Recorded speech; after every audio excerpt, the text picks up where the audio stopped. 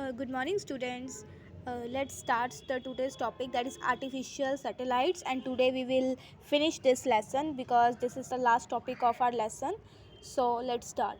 You have all heard the name satellite. आपने satellite के बारे में तो पढ़ा ही होगा. स्टूडेंट, सैटेलाइट्स क्या होती है? Do you know what is satellite is? तो any object that revolves around a planet is called a satellite.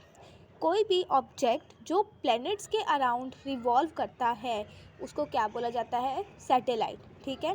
अब कुछ नेचुरल ऑब्जेक्ट्स हैं जो प्लैनेट के अराउंड घूमते हैं, जिसे हम क्या बोलते हैं? मून. स्टूडेंट, जो मून होती है ना, वो नेचुरल सैटेलाइट होती है. ठीक है. और अर्थ का पता है कि अर्थ में भी वन मून है. ठीक है.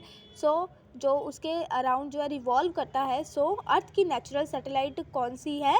मून. सो ये एक जनरल नॉलेज का क्वेश्चन है. ठीक है. Name the natural satellite of the earth. So answer is moon. Scientists have been designing some objects and sending them out to revolve around the earth in their fixed orbits for some special purpose. अब scientist क्या कर रहे हैं कि कुछ objects को जो है वो अपने थ्रू जो है उधर स्पेस पे भेज रहे हैं ताकि वो अर्थ के अराउंड जो है एक फिक्स्ड ऑर्बिट में रिवॉल्व करें. ठीक है. किसी स्पेशल पर्पस के लिए वो तो ये ऑब्जेक्ट्स जो मैन मेड हैं, ठीक है, इन्हीं को क्या बोला जाता है? आर्टिफिशियल सैटेलाइट्स, जो प्लैनेट के अराउंड जो है आर्टिफिशियली सेंड किए जाते हैं. Artificial satellites are made to revolve around the earth much closer than the moon. और ये जो सैटेलाइट है ये मून से भी ज़्यादा क्लोजली जो है अर्थ के अराउंड जो है रिवॉल्व करते हैं. The orbits of the artificial satellites are much smaller than the orbit of the moon. और इन आर्टिफिशियल सैटेलाइट का जो ऑर्बिट है वो मून के कंपैरेटिव काफ़ी छोटा है. अर्थ के ज़्यादा क्लोज कह सकते हो, छोटा नहीं कह सकते. अर्थ के काफ़ी क्लोज है, छोटा भी हो ही गया. So do you know what the artificial satellite do for us? तो क्या आपको अब ये पता कि ये जो आर्टिफिशियल सैटेलाइट्स जो हम अर्थ के पास भेज रहे हैं, रिवॉल्व करती हैं, अब इनका पर्पस क्या क्या है, ये क्या क्या काम करती हैं? अब हमें ये बताओ कि जो हम कम्युनिकेट करते हैं, ठीक है, पीपल से, दूसरी कंट्री में लोगों से बात करते हैं, वो कैसे करते हैं?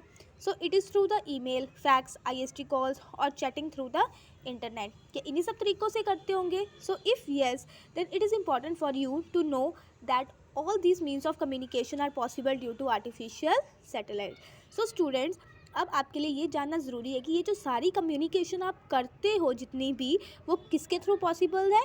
सारी की सारी आर्टिफिशियल सैटेलाइट्स के थ्रू पॉसिबल है. So it is a tough task of the satellite which makes available the internet services, which is ocean of the knowledge just at a click of the mouse. So student, ये क्या है? Satellite का बहुत ही एक tough task है जिसने क्या किया है, जो हमें इंटरनेट सर्विसेज प्रोवाइड कराता है. और इंटरनेट क्या है स्टूडेंट? एक नॉलेज का ओशन है. आप माउस पे क्लिक करते हो, जो भी आपको सर्च करना होता है आपको मिनट्स में उसका आंसर मिलता है. सो ये जो इंटरनेट सर्विसेज आपको मिलती है, that is all through the artificial satellites. The artificial satellites enable your televisions to receive the signals of a live cricket match being played in England or a live musical concert in the USA. जो आप live shows जितने भी देखते हो, live match देखते हो, ठीक है, लाइव कॉन्सर्ट, म्यूजिकल कॉन्सर्ट्स वगैरह देखते हो स्टूडेंट, वो भी किसके थ्रू पॉसिबल होता है? आपके टीवी पे किसके थ्रू आ रहा है? That is through the artificial satellites.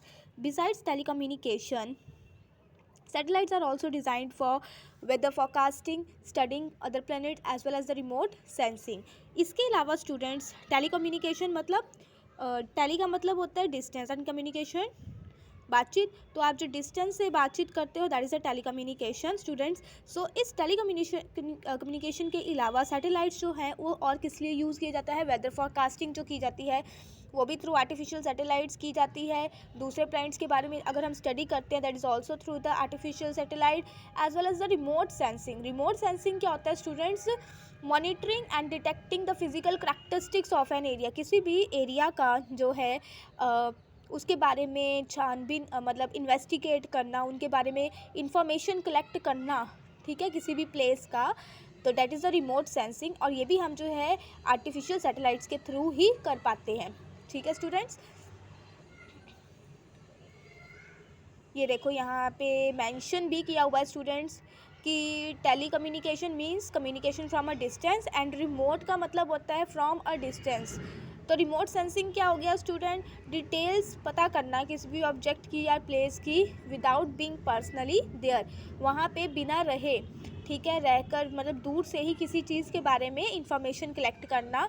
Can you now tell why a remote control of a TV or a car or stereo is called so student, अब आपको पता लग गया रिमोट का मतलब होता है फ्रॉम अ डिस्टेंस, तो रिमोट कंट्रोल डिस्टेंस से ही किसी चीज़ को कंट्रोल करना, टीवी को, कार को या स्टीरियो को।